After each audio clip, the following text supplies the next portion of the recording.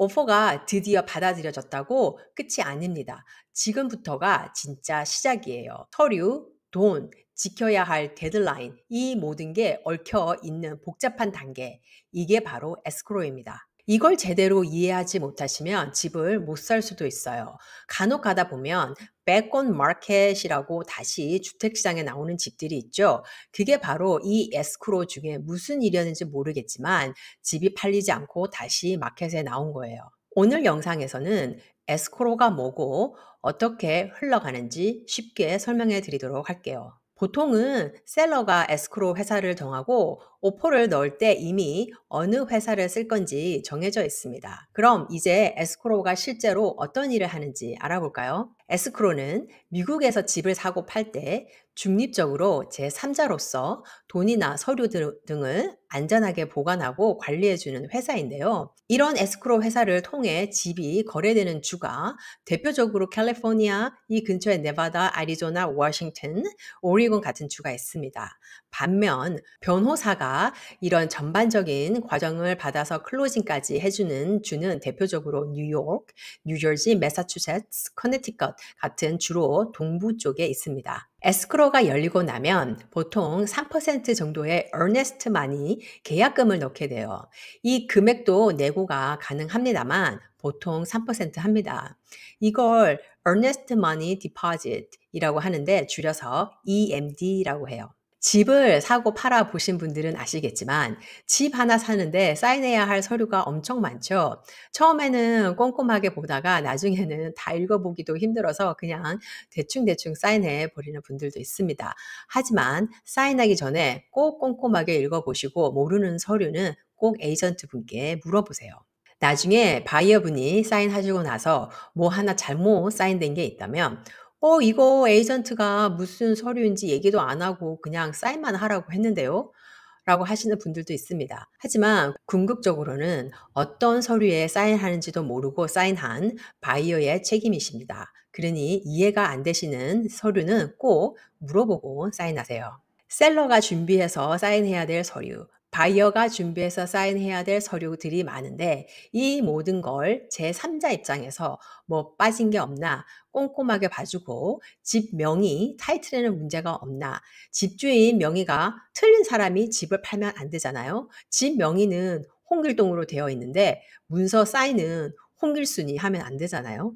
그리고 집 파는 홍길동 씨가 그동안 밀린 세금은 없는지, 집에 저당 잡힌 거는 없는지도 확인하고요. 집을 파는 홍길동 씨가 외국인이라면 집을 팔고 세금을 안 내고 외국으로 도망가 버리면 안 되니까 세금에서 미리 한 15% 정도는 떼서 IRS에 미리 납부도 합니다. 집주인이 외국인 사람에게 집을 살 때 아주 중요해요.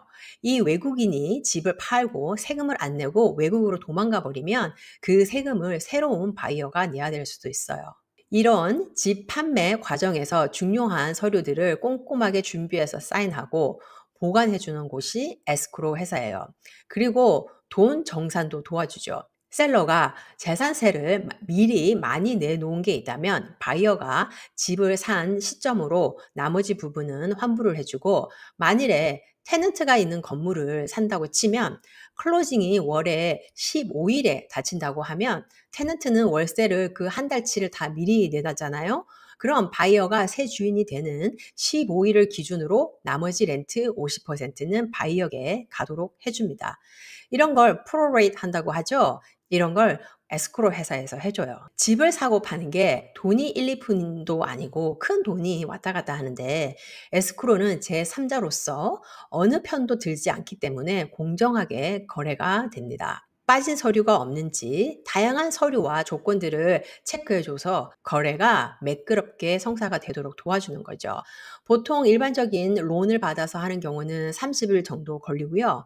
FHL 론이나 VL 론을 받아서 하시는 분들은 에스크로가 한 45일에서 60일 정도 걸려요. 현금으로 구입하시는 분들은 클로징을 2주일, 3주일 만에 하기도 합니다. 이게 전반적으로 에스크로 회사에서 돈 정산을 어떻게 해주나 하는 그림인데요.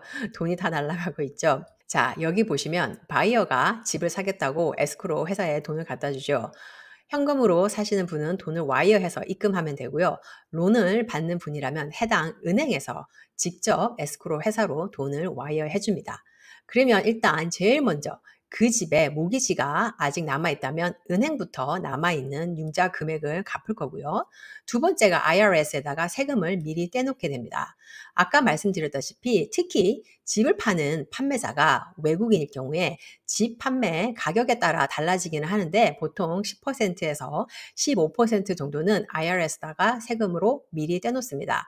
이 외국인 판매자가 세금을 안 내고 외국으로 도망갈까 봐 그래요. 집 사고 파는데 도와준 에이전트 커미션도 나가고요. 카운티 재산세도 안 낸 게 있다면 나가게 됩니다. 혹시 재산세 밀린 게 있다면 이때 다 내시게 됩니다. HOA가 있는 집이라면 아직 안 낸 HOA도 여기서 내게 되고요. 그리고 이 집에 저당 잡힌 빚도 이때 다 청산이 됩니다. 만일에 셀러가 IRS 세금을 몇 년 동안 안 냈다거나 재산세를 몇 번 안 내면 그게 다 저당으로 잡히게 돼요. 그런 빚이 이때 다 정산이 되는 겁니다. 또 흔한 린 중에 하나가 솔라 패널인데요. 솔라 패널은 만일에 잔금이 남아 있다면 집을 팔 때 판매자가 나머지 잔금을 다 페이오프 해주기도 하고요. 그렇지 않고 그냥 계속 바이어가 월 페이먼트를 계속 내기도 합니다. 이것도 다 내고가 가능한 거예요. 그리고 또 나가는 돈이 에스크로우 비용인데요. 에스크로우 회사에서도 이런 일들을 공짜로 해주는 건 아니겠죠. 에스크로우 비용은 집 판매 가격에 따라 틀린데 남가주는 보통 집값이 1밀리언 안팎이다 보니 1밀리언을 기준으로 말씀드려 보면 2,500불에서 3,500불 정도예요. 회사마다 틀리기는 한데 그리고 보통 셀러가 에스크로 회사를 정한다고 했잖아요. 그 이유는 리스팅을 하는 에이전트가 오랫동안 거래해온 에스크로 회사는 셀러분께 조금 디스카운트를 해주기도 하거든요. 이 에스크로 비용에는 타이틀 보험 비용, 또 홈 워런티 비용, 내추럴 해저드 리포트 비용, HOA가 있는 셀러는 HOA 다큐멘트 비용 등도 보통 셀러분이 내시게 되고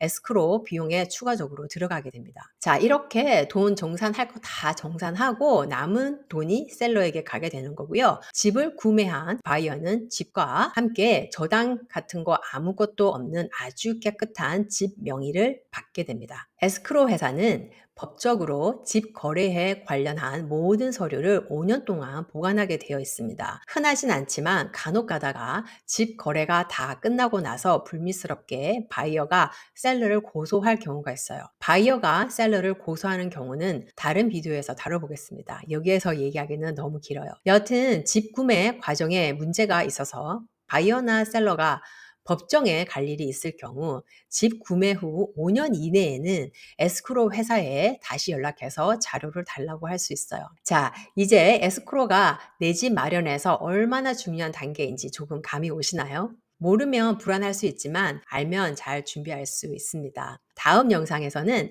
에스크로가 열린 후 3일 안에 꼭 입금해야 되는 earnest money에 대해 쉽고 확실하게 알려드릴게요. 이 부분도 절대 놓치면 안 되는 아주 중요한 포인트입니다. 만약 이 영상이 도움되셨다면 좋아요, 구독 버튼 꼭 눌러주세요. 여러분들의 응원이 저에게 큰 힘이 되고 앞으로 더 알찬 영상을 만드는 데 큰 도움이 됩니다. 그럼 다음 영상에서 만날게요. 감사합니다.